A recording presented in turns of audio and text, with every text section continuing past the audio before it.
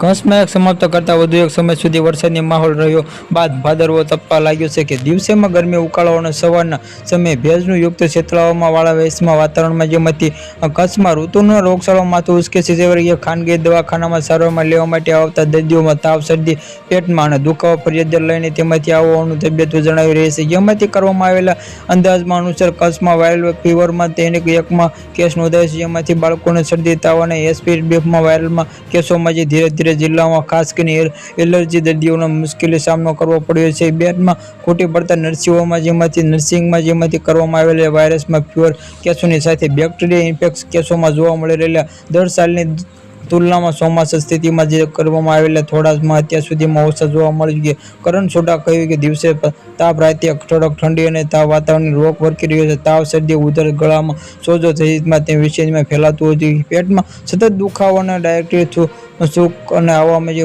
કરવામાં આવેલા જે તાવ, ગળાના સોજા, દુખાવો લક્ષણો જોવા મળતા જેમાંથી દર્દીઓને હોસ્પિટલ સારવાર માટે ખસેડવામાં આવે છે. જેમાંથી આ બાળકોના જે ડોક્ટર નિશાંત મુનીલાલ શાહ જણાવવા અનુસાર બાળકોને તાવ, શરદી, ઉધરસ કેસોમાં તેમાંથી સાધારણ દુખાવો જેમાંથી સાથોસાથમાં બાળકોને વધુ પડતા હાથ પગ દાગી પગમાં સાંધા પડવાના લક્ષણો દેખાય છે. ખાસ કરીને 3 થી 7 વર્ષના બાળકોને તાવ પ્રમાણે જોવા મળતા આવા વાયરસના કારણે પ્લેગ ગ્રુપ જતું હોય છે કે વાયરસની સરળતાથી તેમાંથી ચેપ લાગે છે.